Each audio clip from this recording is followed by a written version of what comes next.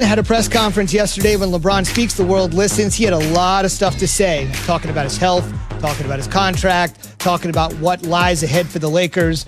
But the thing that everyone really took away is something LeBron has reiterated a couple times before, and he doubled down again yesterday. Best thing about it is that the year I'll be a free agent will be the same year my oldest son graduates high school. So I'll have some options to see. For me personally, what I want to do forward to be around my family, being around my son more, or continue to play this game that I love, with great health and just great spirit. So we'll see. LeBron is a dad, and if you're a dad driving around or on Zoom listening to us today, trust that your son, if you have one, knows who Bronny James is. That is for sure. Jay, does LeBron have enough gas in the tank to get there and make this father-son a reality? Yes.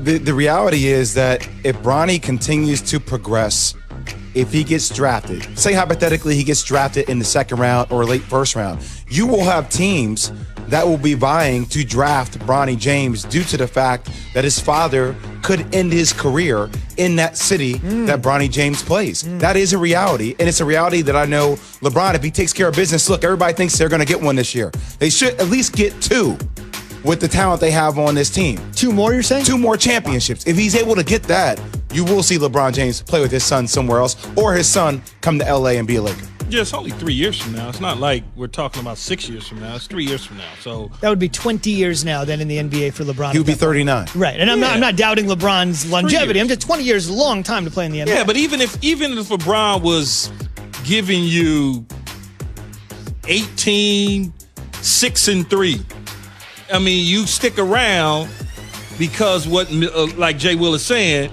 you can go. I honestly think it would be the Lakers. It wouldn't be another team because I don't think LeBron wants to move beyond the Lakers in his career. The Lakers would probably either draft him, bring him in, whatever the case may be. But I think he'll be with his son at least 1 year. We should mention 18, 6 and 3 is like a career year for most guys in the NBA. That'd be LeBron like sputtering at the end to 18, 6 and 3. I mean, it just goes to you get 18, 6 and 3, you can get about $50 million a year nowadays. That's what I'm saying, man. Those are good numbers. I'll take that right now. Speaking of $50 million a year, James Harden turned that down, of course, as you know, from the Houston Rockets. So this is putting the new head coach, and this guy's worked his whole life to become a head coach, Stephen Silas, in a little bit of a pickle. He did say Harden's absence. Yeah, right? I mean, hey, congratulations, walking right into this. He did say Harden's absence from training camp was a quote-unquote setback, and he would like him here, but he's obviously got to be pretty gingerly talk with the words here. Let's just hear from Silas before the fellas weigh in on what Harden's absence from training camp means.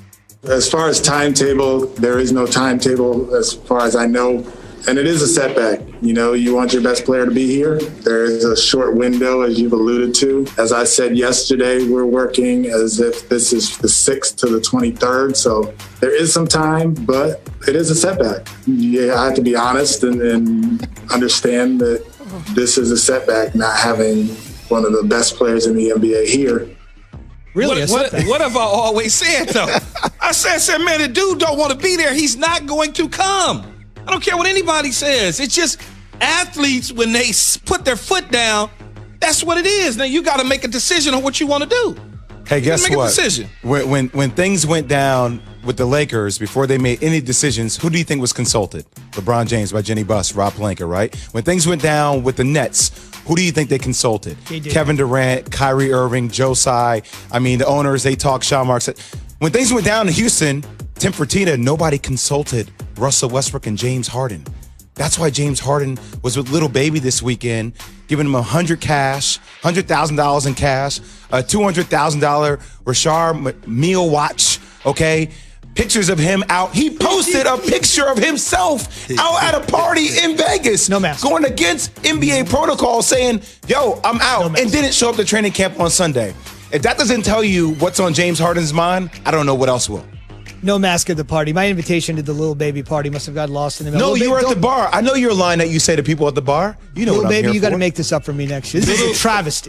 Little Baby is a hip-hop artist, so people trying to figure out, they're not calling James Harden a little baby. It's a rapper. That's just want to clear that up, right? One more Make piece. that clear. Because And please mask up, James Harden. Please mask up. Last thing I would say, this is important to note. James Harden is under team control for the next 2 years. As Kia said, if I want out, I want out, and the team is going to move me. You don't want that sort of attitude at no, you camp every don't. day. But I just wanted to mention, he is technically under team control for a couple of I get it. Yes, I am under team control, but there's a asset that I have that's no good to me because he's in Vegas. Right. We're in Texas practicing, and he's in Vegas. And by the way, Key, the more he does this, the more that the Rockets lose leverage in getting value back for James Harden. And even if James Harden comes in, let's say he comes in next week, people, players, it's just, it's not right. He's doing what he needs to do to get out of there. Yeah, he's a diminishing asset for the Rockets, not for anybody else. He's 31 years old and he wants just moving. 76ers on line one. Get what you can Brooklyn and move him. It didn't work two. out. You got a lot out of him. He doesn't want to be there. Why put the coach through this? Yes, Raphael Stone needs to pick up the phone, one of those lines. Just saying, Ben, I mean, that's the first thing I said. Ben Simmons and James Harden. Trade.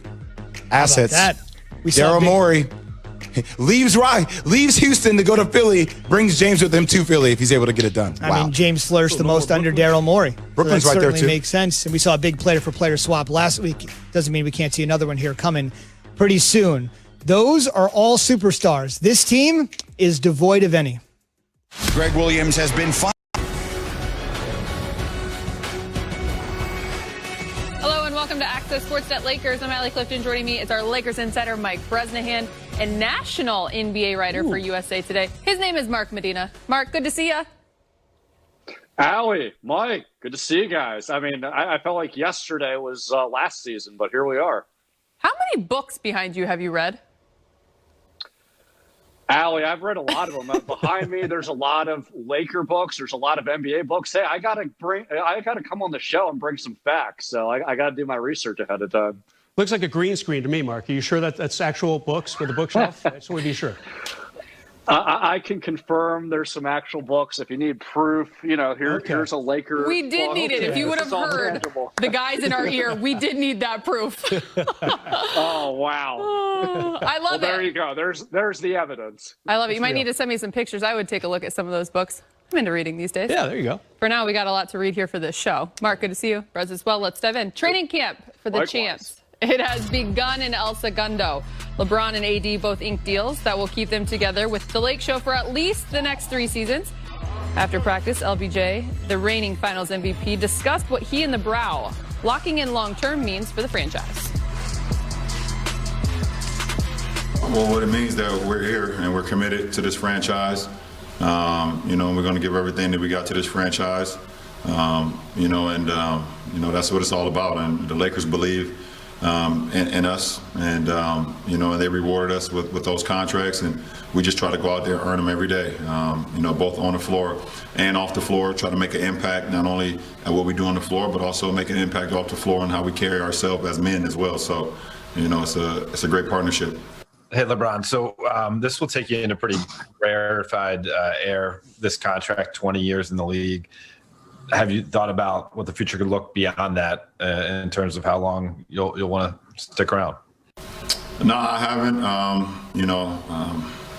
don't know how long I'm gonna stick around this game. I've never taken. I never take for granted every time I get an opportunity to play another season. I try to prepare my mind and my body and my spirit, for a season and see where it takes me. Like you said, at the end of this contract, I'll be in year 20. The best thing about it is that the year I'll be a free agent will be the same year my oldest son graduates high school. So I'll have some options to see. Anthony Davis was obviously so great last season. I just want to get your thoughts on some of your expectations for him this upcoming year and how you think he even steps up his game even more from what he's already accomplished. I don't have any expectations for Anthony Davis. I mean, listen, I know what he's about. I know what he's capable of. And I know what he brings to the game. He's special. He's one of the best players in the world, and his talent is what he's able to do at his size. There's not many people in the world that's ever been able to do that in this sport, period. So, but I don't have any expectations on him. He's going to go out and be himself, and he's going to do things not only that we've seen before, it's going to be some things that we haven't seen before, but it's going to be on both sides of the floor. So, but there's no expectations for me. All right, so let's start. LeBron and AD, their commitment to the Lakers and vice versa. No denying how big time that was, guys. Mark, we haven't got your reaction just yet on those two and their commitment to the franchise. What did you think when you saw that?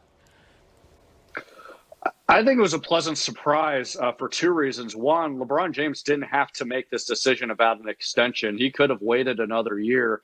Number two, with Anthony Davis, there was a feeling initially going to free agency. Maybe he has a shorter deal because of the uncertainty of what the cap would look like because of the pandemic. But this is very pleasant news for obvious reasons. And so not only does it cement them being the obvious favorite for next season, which would have happened anyway, but this sets the Lakers up, I think, to be the next dynasty. When you're looking at the last dynasty of the NBA, the Warriors, they won 3 NBA championships in 5 finals appearances. I think that the Lakers are fully equipped to be able to not only to repeat this season, but extend that finals run even further. Wow, Mark, predicting a possible dynasty, and you know, you're kind of right. I'm still kind of surprised that both those guys signed for the term that they did. I mean, no one saw the LeBron extension coming, except for probably LeBron and his agent, maybe the Lakers too, but to have him in the fold for 3 more years, and then you add the max 5 years for Anthony Davis, I was thinking 2 years, maybe 3. He went the whole distance. I mean, what a testimony to this franchise. Both those guys said, you know what, we're happy here. We're going to stay here for quite some time. I mean, I think both of you kind of just touched on it when you talk about the dynasty, but at the start of last season, before they even put on a jersey together, we called them the best duo in the league, and they certainly, I feel, played the part. Can they be even better, and what does that look like in your mind for the two of them, Mark? I think they can be better because they have their second year. They already have the familiarity. I think to the credit of Lakers GM Rob Pelinka, I think on paper there's a better roster when you're looking at the amount of depth that they're able to build with not just youth, but a lot of really good front court pieces.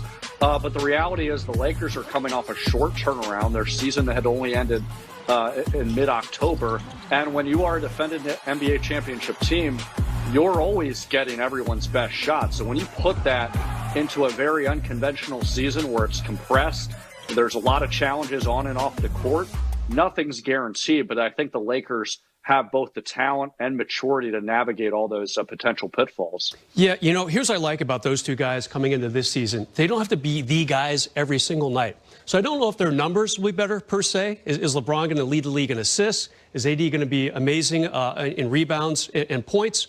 Not necessarily, because they picked up 2 guys in Montrezl Harrell and, of course, Dennis Schroeder, who each averaged 19 points last season. It's going to take a ton of pressure off of guys like LeBron and AD. So I think they can be more efficient, maybe get to know each other a little bit more. Don't know if we'll see the big numbers, but it might translate more to the wins, adding 2 guys to kind of take the pressure off the big 2 a little bit. And you know, when taking pressure off an individual matters most, not as much with AD because he's 27 in his prime. How about that guy named LeBron, who's about to be 36 going into season 18, but he's not slowing down. Check this out. LeBron James is entering his 18th NBA season.